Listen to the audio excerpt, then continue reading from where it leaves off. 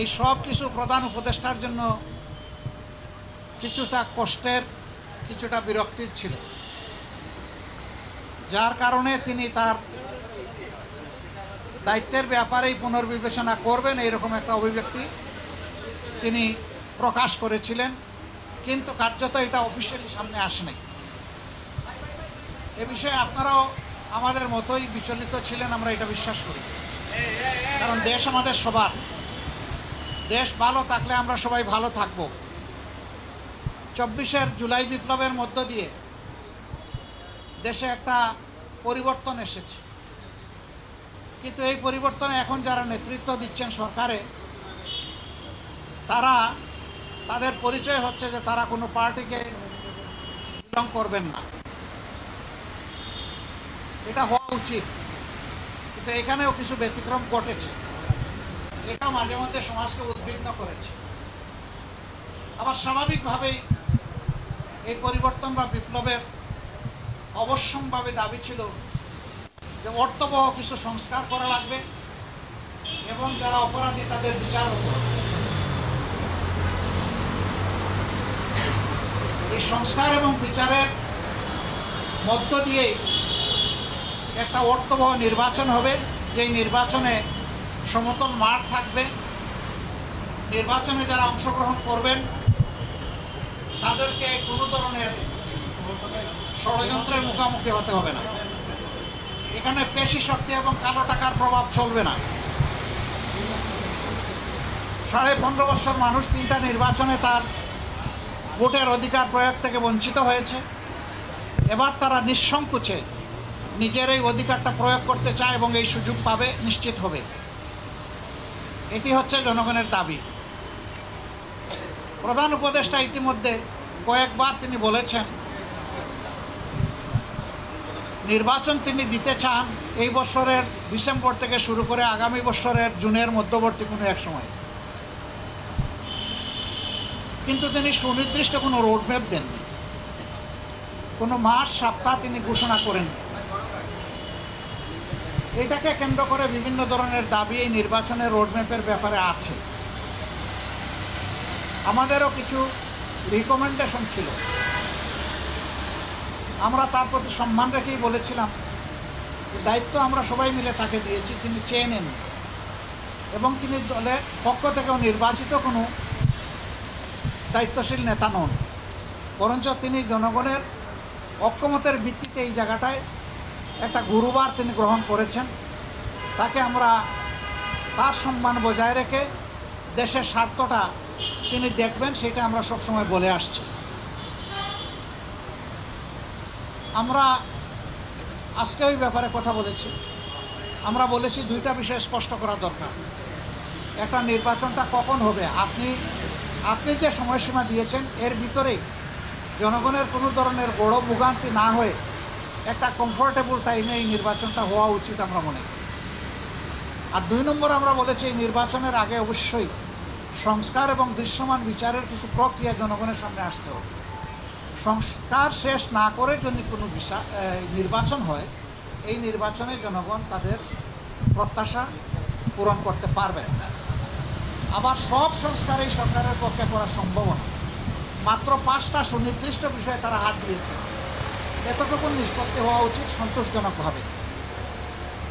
এর পাশাপাশি এখানে জুলাই প্রক্লেমেশনের ব্যাপার স্যাপার আছে, এগুলো সংস্কারের সাথে জড়িত। তো অনেক দলের দাবি দেওয়ার মধ্যেও কিছু ভিন্নতা আছে, এটা থাকবে। দল যেহেতু আলাদা, মতেরও ভিন্নতা থাকবে, এটাই স্বাভাবিক। গণতন্ত্রের সৌন্দর্য হচ্ছে আমার মতটি আমি প্রকাশ করব, আরেকজনের মতের প্রতি আমি শ্রদ্ধা দেখাবো। আমি কারো মতকেই তুচ্ছ জ্ঞান করবো না, উপহাস করবো না এবং কাউকে অপমানিত করবো না। কিন্তু আনফর্চুনেটলি এই সীমা আমরা অনেকেই রক্ষা করে চলতে পারি না, আমাদের পারা উচিত। গণতন্ত্রের স্লোগান হচ্ছে let us agree to disagree.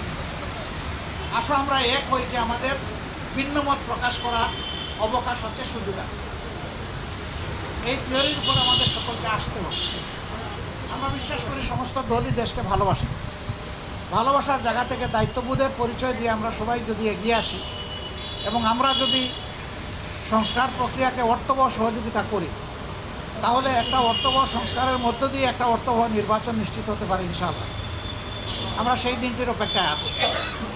সমাজে যে অস্থিরতা দেখা দিয়েছিল এই বিষয়টাকে কেন্দ্র করে, প্লাস বিভিন্ন ব্লকেটকে কেন্দ্র করে আপাত দৃষ্টিতে তা কিছুটা কেটেছে।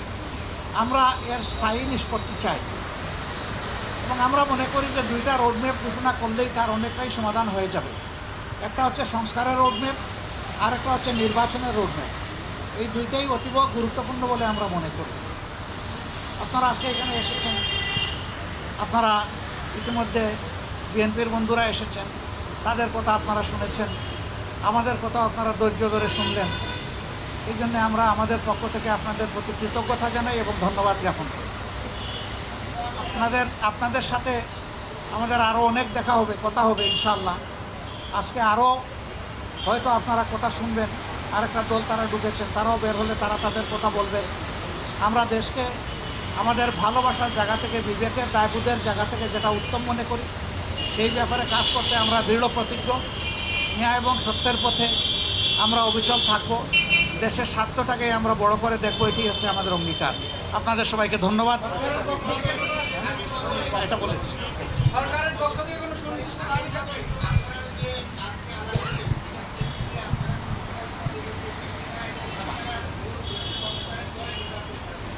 হ্যাঁ, অবশ্যই সংস্কারের পরে সবাই নির্বাচন চায়, আমরা শুধু না।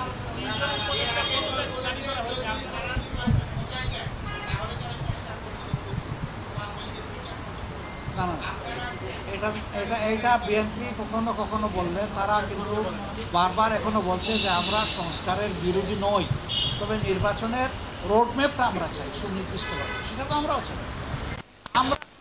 আমরা কোনো সময় বেঁধে দিইনি, আমরা কমফোর্টেবল দুইটা টাইম আপনাদের মাধ্যমে এই জাতিকে জানিয়েছি। সংস্কার শেষ হয়ে যায় তাহলে ফেব্রুয়ারির মধ্যভাগে এটা হতে পারে, আর যদি সংস্কারের আরেকটু সময় লাগে এরপরেই রোজা শুরু হয়ে যাবে, রোজার পর হতে হবে, তারপরে এটাকে লম্বা করা সম্ভব হবে।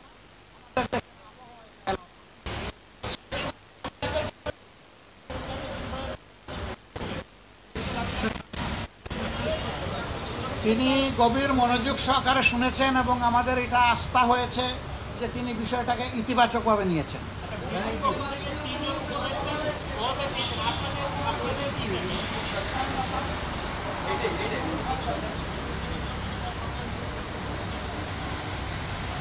পদত্যাগ চাইল বিএনপি আর ফতোয়া দিবে জামাতে ইসলামী, এটা কি মানায়?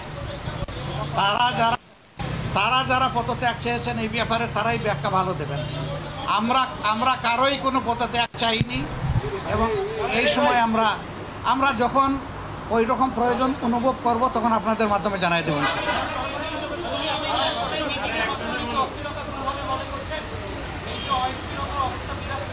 আমরা আশাবাদী ইনশাআল্লাহ পুরাটাই দূর হবে ইনশাআল্লাহ।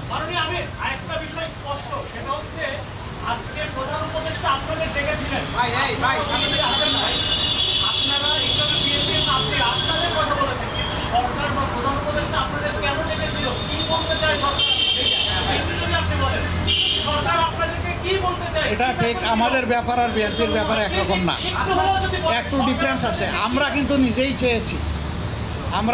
চেয়েছি এবং টাইপটা ফিক্স আপ হয়েছে। কালকে আপনারা সংবাদ মাধ্যমে এটা অলরেডি জানতে পেরেছেন। হ্যাঁ, সেটা আমি পরে আসতেছি। ওনার দাওয়াত আমরা পেয়েছি, এটা অস্বীকার করব না, কিন্তু এর আগে আমরাই চেয়েছি এবং আমাদের চাওয়ার প্রেক্ষিতেই আজকে সন্ধ্যা 6টায় এই সময়টা নির্ধারিত হয়েছিল। আমাদের অন্য একটা দলীয় কর্মসূচি থাকার কারণে আমরাই চেয়েছিলাম যে আমাদেরকে আরও 2 ঘন্টা পিছিয়ে দেওয়া হোক। সে আমাদের অনুরোধের প্রেক্ষিতেই 8টা ফিক্স করা হয়েছিল, যদিও 8টায় আমরা শুরু করতে পারি নাই, একটু পরে আমরা শুরু করেছি। উনি ডেকে এইটুকুই বলেছেন, দেশ আমাদের সবার, আমি অবশ্যই অর্থবহ, সুষ্ঠু, স্বচ্ছ একটা নির্বাচন দিতে চাই, আমি যেন কোনো নির্বাচন দিতে চাই না। এবং তিনি আমাদের কথা মনোযোগভাবে শুনেছেন আর বলেছেন যে আপনাদের পরামর্শগুলো আমি প্রয়োজন মনে করি, আপনারা যে পরামর্শ দেবেন অবশ্যই আমি এগুলা কনসিডারেশন নেব, অন্যদের কথাও আমি শুনবো এবং আগামীকালকেও তিনি আরও অনেকগুলা দলকে দাওয়াত দিচ্ছেন, তাদের কথাও তিনি শুনবেন। সবার কথা শোনার পরে তিনি আশা করি তার একটা সিদ্ধান্ত তিনি ম্যাচিউর করবেন। সবাইকে ধন্যবাদ, অনেক ধন্যবাদ। আরও দেখা হবে, সাংবাদিক বন্ধুদের সাথে আরও অনেক দেখা হবে। আসসালামু আলাইকুম।